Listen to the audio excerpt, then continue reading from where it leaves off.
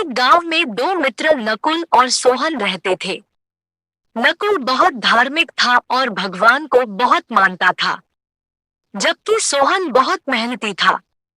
एक बार दोनों ने मिलकर 1 बीघा जमीन खरीदी, जिससे वह बहुत फसल उगाकर अपना घर बनाना चाहते थे। सोहन तो खेत में बहुत मेहनत करता, लेकिन नकुल कुछ काम नहीं करता बल्कि मंदिर में जाकर भगवान से अच्छी फसल के लिए प्रार्थना करता था। इसी तरह समय बीतता गया।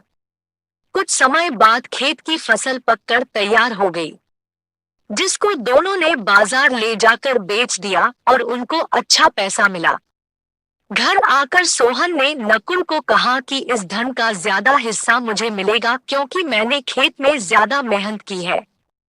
यह बात सुनकर नकुल बोला, नहीं, धन का तुमसे ज्यादा हिस्सा मुझे मिलना चाहिए, क्योंकि मैंने भगवान से इसकी प्रार्थना की, तभी हमको अच्छी फसल हुई। भगवान के बिना कुछ संभव नहीं है। जब वह दोनों इस बात को आपस में नहीं सुलझा सके तो धन के बंटवारे के लिए दोनों गांव के मुखिया के पास पहुंचे। मुखिया ने दोनों की सारी बात सुनकर उन दोनों को एक एक बोरा चावल का दिया, जिसमें कंकड़ मिले हुए थे।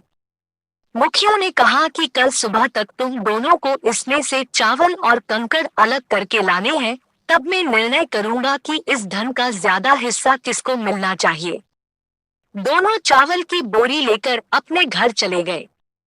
सोहन ने रात भर जागकर चावल और कंकड़ को अलग किया, लेकिन नकुल चावल की बोरी को लेकर मंदिर में गया और भगवान से चावल में से कंकड़ अलग करने की प्रार्थना की।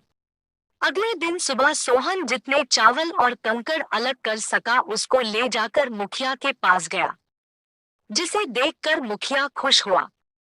नकुल वैसी की वैसी बोरी को ले जाकर मुखिया के पास गया। मुखिया ने नकुल को कहा कि दिखाओ तुमने कितने चावल साफ किए हैं। नकुल ने कहा कि मुझे भगवान पर पूरा भरोसा है कि सारे चावल साफ हो गए होंगे। जब बोरी को खोला गया तो चावल और कंकड़ वैसे के वैसे ही थे।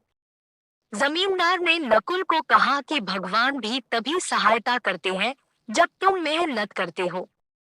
जमींदार ने धन का ज्यादा हिस्सा सोहन को दिया। इसके बाद नकुल भी सोहन की तरह खेत में मेहनत करने लगा और अब की बार उनकी फसल पहले से भी अच्छी हुई। इस कहानी से हमें यह सीख मिलती है कि हमें कभी भी भगवान के भरोसे नहीं बैठना चाहिए।